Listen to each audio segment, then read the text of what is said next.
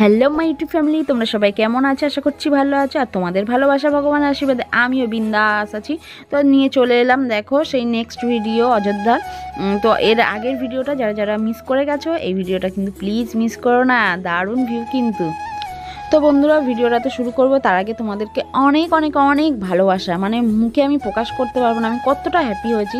তো আমি আমার মেয়ের একটা ডান্স ভিডিও ছেড়েছিলাম এর আগে, তো তোমরা যেভাবে মানে রেসপন্স করেছো, এত ভালোবাসা দিয়েছো, আমি ভীষণ হ্যাপি হয়েছি। এইভাবেই তোমরা পাশে থেকেও, আমি যাতে এগিয়ে যেতে পারি সেই আশীর্বাদই করো। আর তোমরা না থাকলে কিন্তু আমি একটু এগিয়ে যেতে পারবো না। তো প্লিজ প্লিজ প্লিজ পাশে থেকো। তো চলো, এই দেখো তোমাদের সঙ্গে কথা বলতে বলতে চলে এলাম কিন্তু সেই ঝর্ণার ওখানে নামছি। আর এখানে ভিড়টা দেখেছো, মনে হচ্ছে না আমাদের দুর্গাপুজোয় কলকাতার প্যান্ডেলে যেমন ভিড়গুলো উপচে পড়ে, ঠিক সেরকম। আর এখান দিয়ে যাওয়ার সময় দেখো বাঁশের এই সাঁকো করা আছে, তো এটা পেরিয়ে তারপরে যেতে হবে। খুবই সরু জায়গা, একটু মানে বেতাল হলেই ঢাস। তো যাই হোক, তোমাদের সঙ্গে কথা বলতে বলতে চলে এলাম দেখো সেই ঝর্ণা। তো ভিউটা কেমন দেখো, অসাধারণ। তো আমি চাইছিলাম আরেকটু নিচে যেতে, কারণ এর নিচে আরও আছে, যাওয়া যায় আর অনেকগুলো সিঁড়ি পেরিয়ে, কিন্তু আমাকে আর যেতে দিল না। তো সো স্যাড আর কি, কিছু করার নেই। কিন্তু এই জায়গাটা আমার দারুণ লাগছে এক কথায়। আর এখানে দাঁড়িয়ে একটু সেলফি তুলছি, ফটো তুলছি সবাই, এই যে তোমাদের দাদাভাই তুলছে, তারপরে মাসিরা গেছিলো, মাসিরা। এবার আমি আর মাসি নেমেছি একটু এই জন্য নিচে। এবার এখানে তো নেমে গেছি, মাসি তো স্লিপ কাটছে, ভয় পাচ্ছে। এবার তারপরে উঠবো কি করে, সে তো আরও রিস্ক, মানে ওঠাটা খুব চাপের ব্যাপার। তো যাই হোক, কষ্ট করে কোনো রকম ঠেলে ঠুলে উঠছি আর কি।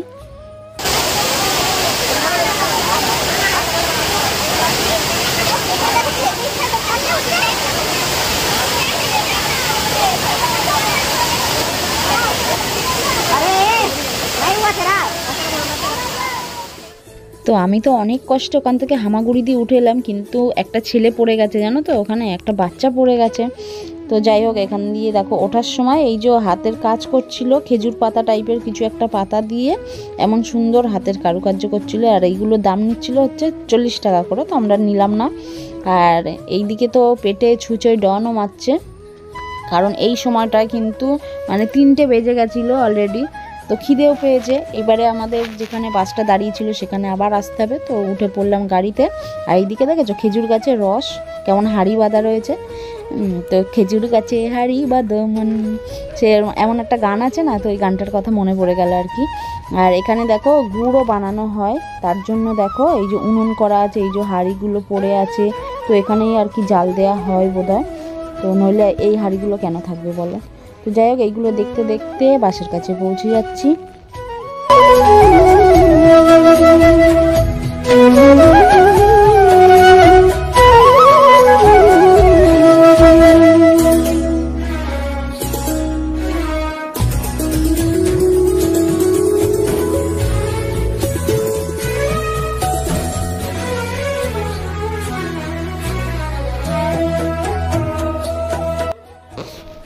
তো চারদিকটা দেখতে দেখতে চলে এলাম বাসের কাছে। এসে দেখি খাওয়া দাওয়া স্টার্ট হয়ে গেছে, তো আমিও তাড়াতাড়ি হাত ধুয়ে বসে পড়লাম আর কি। পেটে তো ছুঁচে ডন মারছে।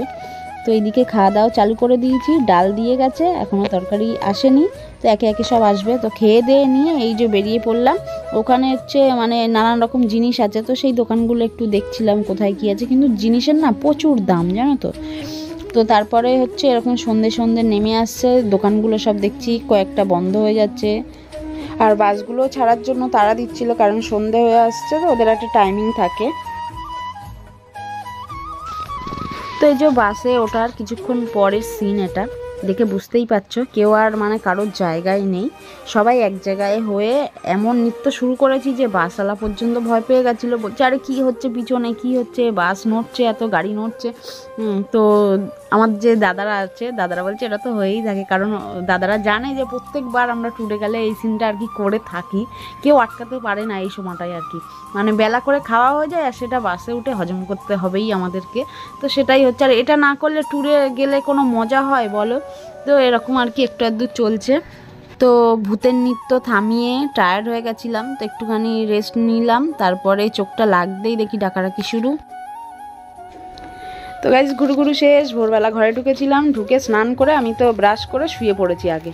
তো শুয়ে ঘুমিয়ে গেছি। আর তো 12টা বাজে, এবার দেখি ডাকাডাকি করছে খাওয়ার জন্য বাবা মা সবাই। তো বাপের বাড়ি হলে যা হয় মজাই আলাদা। তো রান্না ভাত পেয়ে গেলাম, ব্যাস খাওয়া শুরু করে দিলাম। বাইরে বসে খাচ্ছি অনেক দিন পর, মানে দারুণ ফিল হচ্ছে। আগে তো বিয়ের আগে এরকমভাবেই খেতাম বাইরে বসে, তো সেরকম একটা ফিল হচ্ছিল। যাই হোক, তো তোমাদের সঙ্গে কথা হবে আবার নেক্সট ভিডিওতে। সবাই ভালো থেকো, সুস্থ থেকো, পাশে থেকো, দেখতে থেকো, টাটা।